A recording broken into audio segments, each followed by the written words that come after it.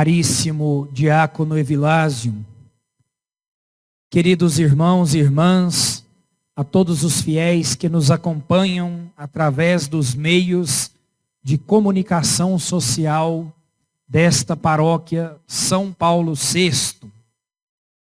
É com o coração jubiloso que hoje, em todo o orbe católico, celebramos a memória de São Joaquim e Santa Ana, os avós de Jesus. E de modo especial, celebramos também a nível paroquial a novena em honra e louvor a Nossa Senhora de Fátima, ou seja, aquela que é a filha de Joaquim e de Ana.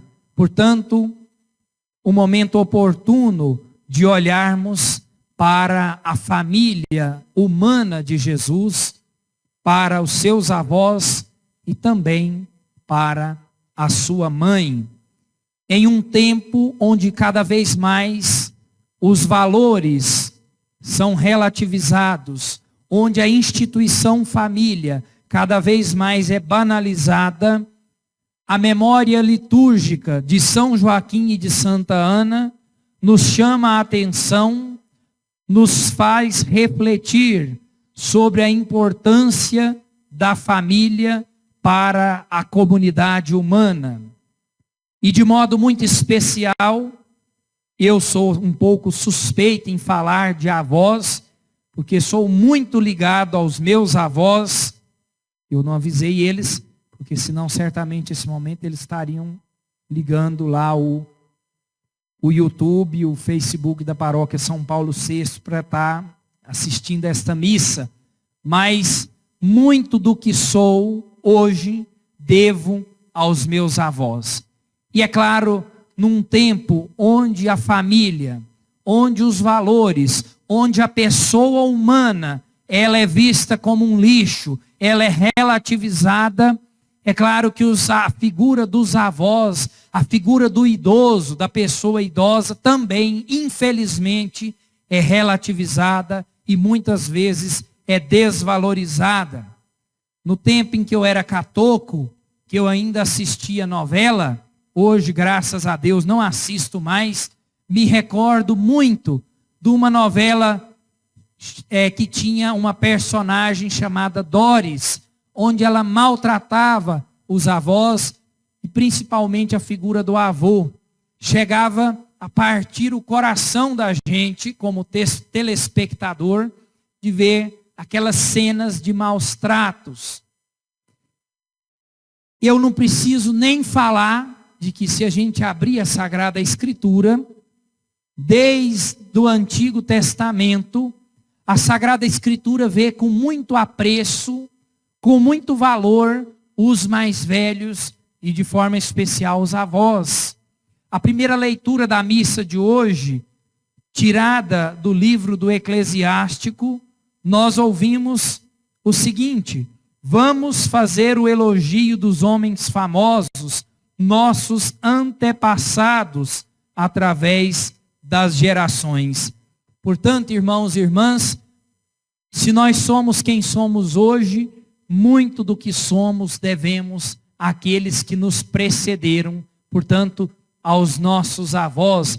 E me preocupo também muito, já falei em outros lugares, talvez até aqui, e reitero a minha fala, a minha preocupação na condição de padre, de sacerdote, de pai espiritual, de pai na fé, das crianças, das próximas gerações, porque eu ainda sou do tempo em que aprendi a rezar com a minha avó e com o meu avô. E aliás, se hoje sou padre católico, devo muito à educação moral, religiosa e espiritual que recebi dos meus avós.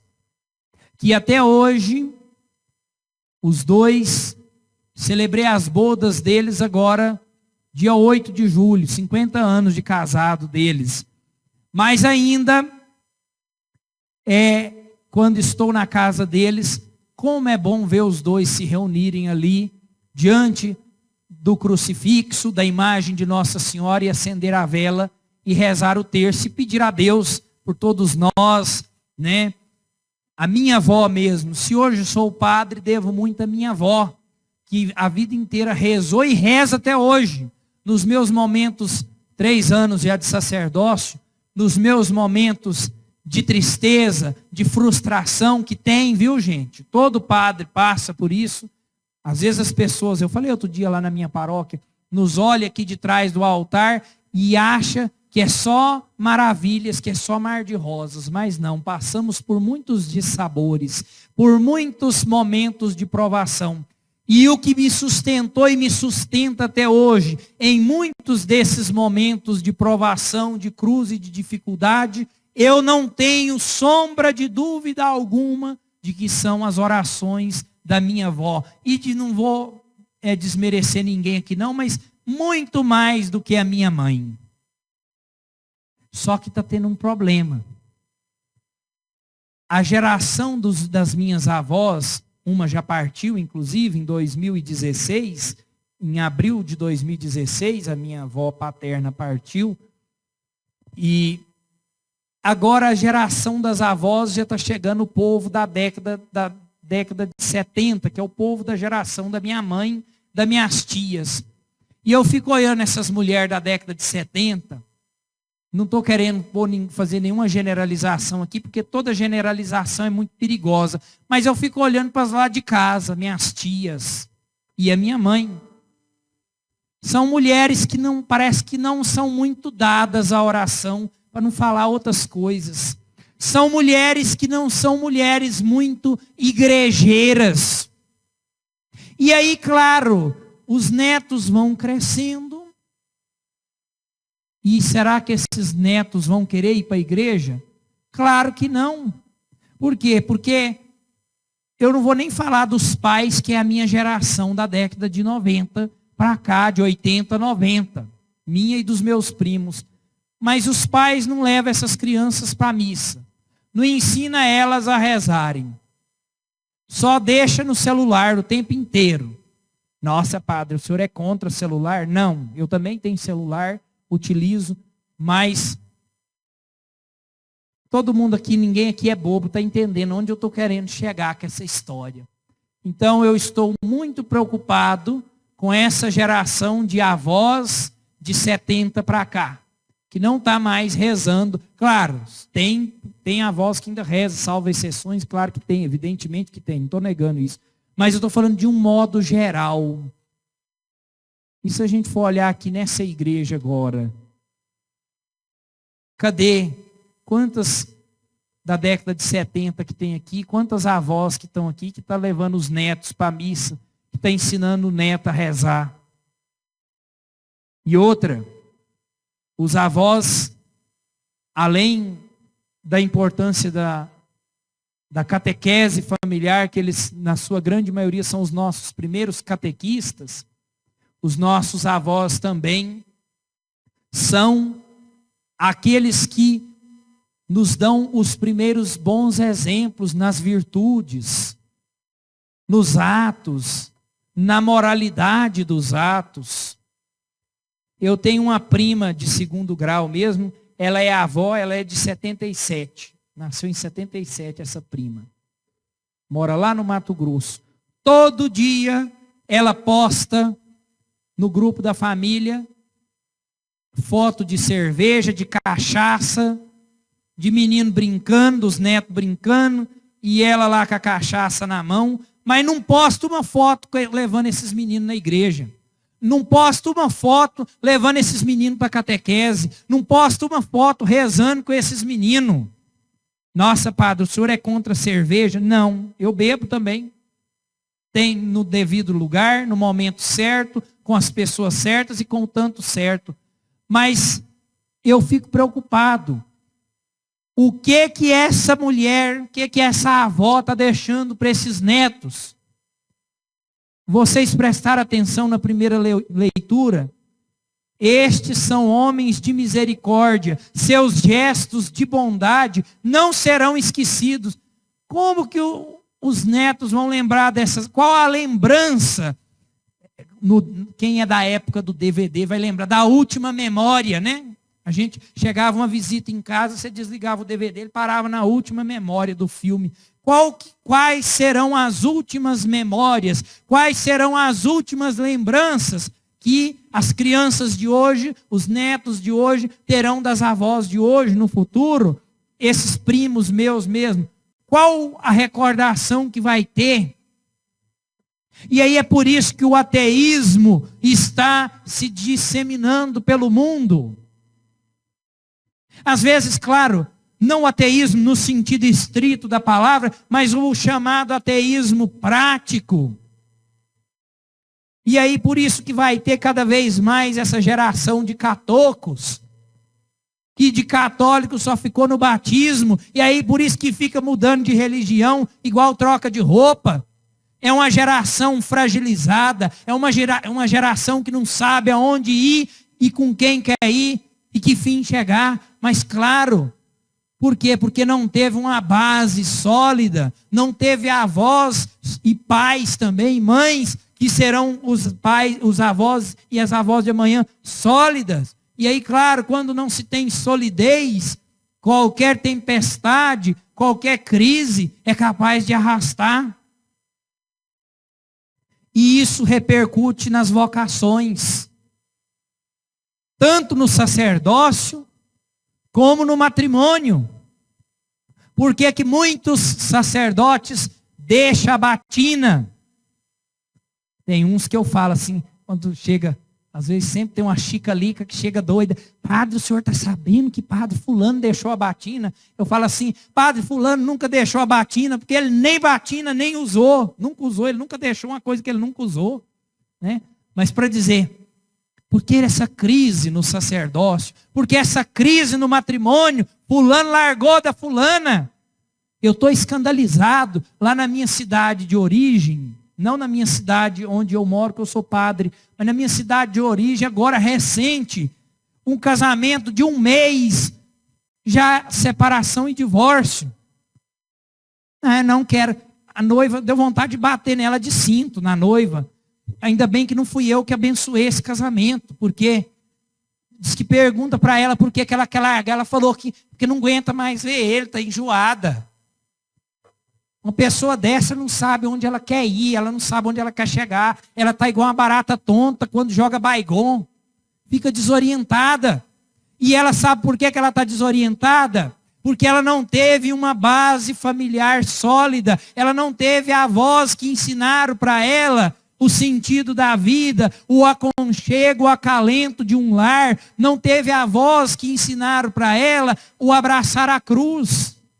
E aí é claro, na primeira provação larga. Eu não sei se eu vou morrer sacerdote. Bom, morrer sacerdote eu vou. Se eu vou morrer exercendo. E espero que com a graça de Deus, Ele me dê essa graça de morrer assim. Mas por que que muitos largam? Porque não aprende o sentido de abraçar a cruz. Nesses 3 anos, quantas cruzes já carreguei, ainda carrego. A vontade que tem de sumir tem dia. Mas a gente vai largar tudo ou não? Não. Abraçar a cruz. E onde que a gente aprende isso? Em casa. Não é só na igreja. É em casa, é no lar que a gente aprende essas coisas. Qual você avô, você avó, pegando um gancho da primeira leitura, quais os gestos de bondade que você está deixando para os seus netos, para não serem esquecidos, como nos diz o versículo 10. Você está ensinando o princípio da fidelidade a Deus e aos irmãos, para que a sua descendência, ou seja, seus netos, seus bisnetos, seus filhos, se mantenham fiéis às alianças? O que você tem ensinado os seus netos? O que você tem deixado como herança? Que São Joaquim e Santa Ana interceda por cada um dos nossos avós. E você que já tem o avô já defunto, a avó defunta, você já rezou hoje pelo seu avô, pela sua avó defunta? Você já visitou o túmulo do seu avô e da sua avó hoje, claro, dentro das possibilidades, né? Eu, por exemplo, não tive a possibilidade, porque os meus avós paternos, que já partiram, estão sepultados lá em Firminópolis, que é a minha cidade de origem, e eu, como estou exercendo o sacerdócio em Arenópolis, não tive condições de ir lá hoje. Mas você rezou pelo seu avô, sua avó já falecida, talvez a alma dele esteja no purgatório, talvez ele está lá esperando, ela está lá esperando aquela oração sua para encerrar a pena temporal devida ali, para que ele finalmente goze da eternidade feliz e alegre do reino do céu. Já pensaram nisso? Que Deus nos ajude, nos abençoe e nos inspire cada vez mais tratarmos com respeito esse negócio de dizer que quem gosta de velho, e nós aqui no Brasil temos uma moda muito feia. Aqui eu não vou fazer política, nem para lado A, nem lado B, até porque também a pessoa já morreu. Mas eu me recordo muito do tempo do Íris Rezende. Que o povo aqui, viu gente, que seja bem claro, sem política, sem lado A, o homem até já morreu, não tem nem como fazer política para ele, nem se eu quisesse. Mas eu me lembro que o povo falava, o velho babão, sabe? Não é sendo eu não sou psicólogo, eu sou padre, né? Mas por trás de uma fala dessa, aparentemente despretensiosa, esconde uma grande falta de respeito. Esconde uma grande falta de consideração com aqueles que nos antecederam. E aí, onde esconde uma falta de respeito com os idosos, esconde o famoso cuspir no prato que comeu.